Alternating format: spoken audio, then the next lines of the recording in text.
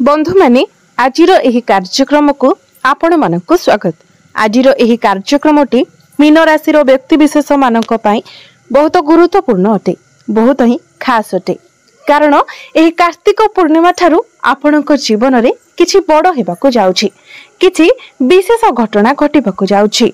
कारण ग्रह नक्षत्र मानकर चलन रे एक बहुत बड़ परिवर्तन होई सारिछि। आउ किछि ग्रह मध्य निजर राशि परिवर्तन करबाकू जाउछन्ति। एहार प्रभाव रे आपणक जीवन रे एक बड़ परिवर्तन आसीबाकू जाउछि।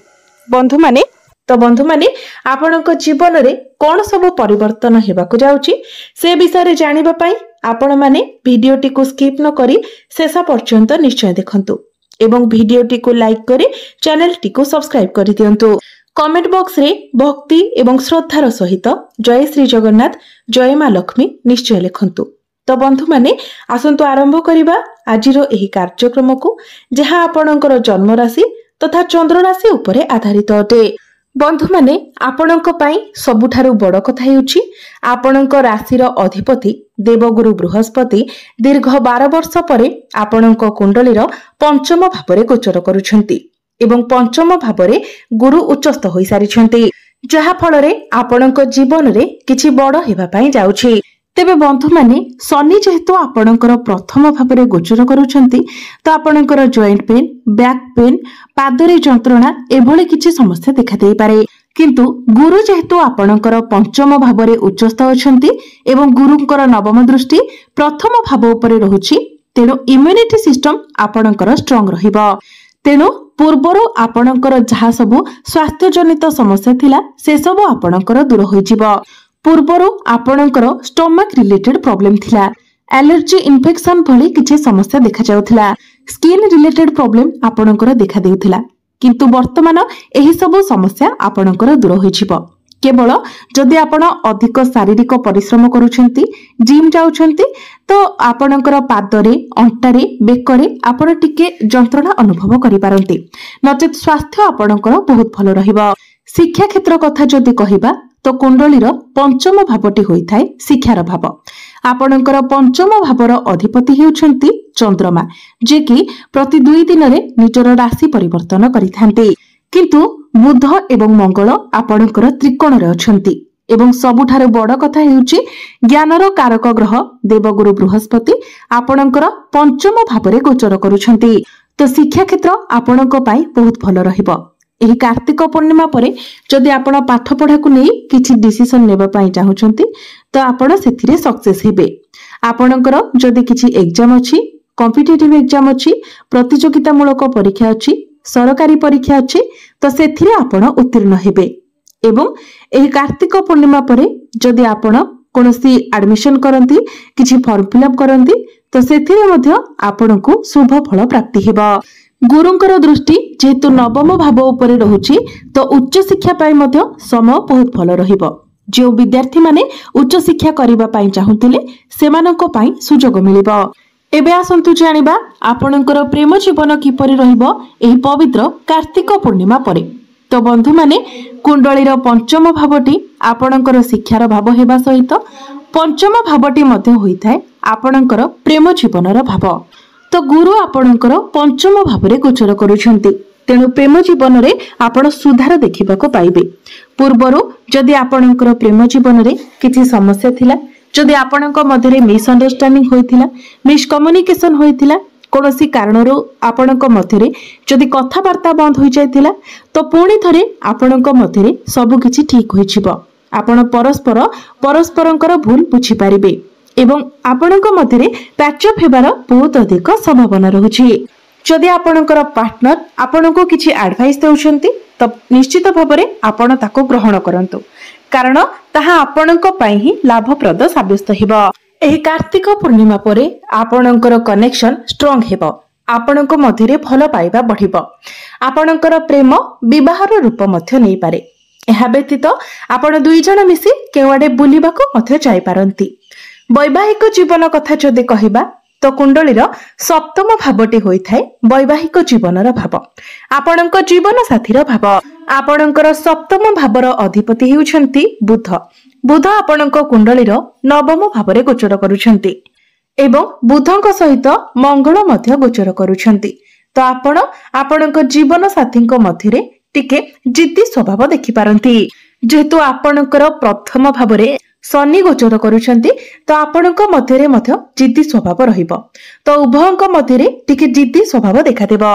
किंतु बुधंकर स्थिति जेहेतु बहुत भल रहुची, बुध आपणकर नवम भाव में उच्चस्थ अछंती, तेणु आपणक मध्य जेते जुक्ति तर्क हेले मध्य जेते मतभेद हेले मध्य बुध आपणक मध्य सब किछि ठीक करिदेबे। आपणक मध्य भल पाइबा बहुत स्ट्रांग रहिबो। आपणक जीवन साथींकर पर्सनल एवं प्रोफेशनल लाइफ रे मध्य आपण ग्रोथ देखिबाको पाइबे, कारण बुध आपणकर भाग्य भाव में गोचर करुछंती। तो आपणक जीवन साथींकर भाग्योदय हेबो। एबे आसंतु जानिबा सबुठारु महत्वपूर्ण विषय वस्तु आपणकर भाग्य, क्यारियर एवं व्यापार वाणिज्यर स्थिति किभली रहिबो एही पवित्र कार्तिक पूर्णिमा परठारु। तेबे बंधु माने कुंडलीर नवम भावटी होइथाय भाग्यर भाव एवं दशम भावटी होइथाय क्यारियर भाव। आपणकर नवम भावर अधिपति हेउछंती मंगल एवं मंगल निजर स्वराशि रे आपणकर नवम भाव रे ही गोचर करुछंती, जहा आपणकर भाग्य को अधिक प्रबल बनाउछि। एहार अर्थ हेउछि एही कार्तिक पूर्णिमा परे आपण जेउ भी कार्य रे हाथ देबे सेथिरे आपणको सफलता मिलिबो। आपणकर अटकी रहितिबा कार्य गुडिक आगको बढ़िबो। आपण एही कार्तिक पूर्णिमा परे कोनोसी धार्मिक जागा को यात्रा करि पारंती, कोनोसी धार्मिक कार्य रे आपण योगदान करि पारंती, किछि भूमि जमी प्रॉपर्टी इत्यादि किनि पारंती। आपण एही कार्तिक पूर्णिमा परे नूतन गृह इत्यादि निर्माण करि पारंती, नूतन यानवाहन किनि पारंती, कोनोसी बड़ इन्वेस्टमेंट करि पारंती। तो सब दृष्टि देखा गले भाग्य संबंधित प्रत्येक निर्णय रे आपणको एही कार्तिक पूर्णिमा ठारू सफलता मिलिबाको जाउछि। तेणु जदि आपण किछि प्लानिंग करिथिले, कोनोसी योजना करिथिले तो सेतिरे आपण बिना चिंता रे आगको बढ़ंतु। क्यारियर कथा जदि कहिबा तो दशम भावटी होइथाय क्यारियर भाव। आपणकर दशम भावर अधिपति हेउछंती देवगुरु। गुरु आपणकर पंचम भाव रे गोचर करुछंती। तो भाग्य ठारू बहुत अधिक आपणकर क्यारियर भल रहुछि, कारण आपणकर दशम भावर अधिपति पंचम भाव रे रही आपणकर भाग्य भाव एवं लाभ स्थान को देखुछंती एवं आपणकर प्रथम भाव उपरे मध्य गुरुंकर दृष्टि रहुछि। तो क्यारियर रे आपणको भाग्यर सपोर्ट मिलिबो, क्यारियर रे आपणको लाभ मध्य प्राप्ति हेबो। तो क्यारियर रे आगको बढ़िबारु आपणको केही भी रोकी परिबे नाही। निश्चित भाव में एही कार्तिक पूर्णिमा परे आपणकर भाग्य रे आपण एक बड़ परिवर्तन देखिबाको पाइबे। जदि आपण आपणकर क्यारियर को नहीं किछि बड़ करबाको चिंता करूछंती एवं सेथि पई चेष्टा करूछंती तो निश्चित भाव में सेथिरे आपणको सफलता मिलिबो। क्यारियर रे आपण किछि बड़ अचीवमेंट पाई पारंती। जदि आपण चाकरी रो अनुसंधान रे अछंती तो आपणको चाकरी मध्य प्राप्ति हेबो एवं जदि आपण चाकरी करूछंती तो चाकरी क्षेत्र रे आपण एक बड़ परिवर्तन देखिबाको पाइबे। आपणको प्रमोशन मिलिबार बहुत अधिक संभावना रहुछि। आपणको फाइनेंशियल प्रॉफिट मिलिबो। आपण निजर क्यारियर रे बहुत अधिक उन्नति एवं प्रगति देखिबाको पाइबे। बिजनेस कथा जदि कहिबा तो बिजनेस आपणकर टिके अप डाउन रहि पारे। बिजनेस को नेकी आपणको टिके अधिक ट्रैवल करिबाको पड़ि पारे। बिजनेस रे आपणकर काहा सहित टिके आर्गुमेंट मध्ये होई पारे। तो सेथि पई आपण टिके सतर्क रहंतु। शनिंकर दृष्टि जेतु सप्तम भाव उपरे पडुछि तो आपणकर मध्यरे टिके जिद्दी स्वभाव देखाजिबो। तेनु आपण जते पारिबे निजको शांत रखिबा पई चेष्टा करंतु, पोलाइट रहिबा पई चेष्टा करंतु। आपणकर सप्तम भावर अधिपति बुध नवम भावरे गोचर करुथिबारु बिजनेस रे आपण उन्नति देखिबाको पाइबे, किंतु आपणकर टिके खर्च मध्य हेबो। तो बिजनेस आपणकर एवरेज रहिले मध्य जेतु भाग्य आपणकर प्रबल रहुछि तो बिजनेस रे आपण उन्नति मध्य करिवे। एबे आसंतु जानिबा किछि उपाय विषय रे, जे उपाय गुडिक करिबा द्वारा आपणको अधिक मात्रा रे शुभ फल प्राप्ति हेबो एवं जहा सब अशुभत्व रहुछि से गुडिक खंडन होई जिवो।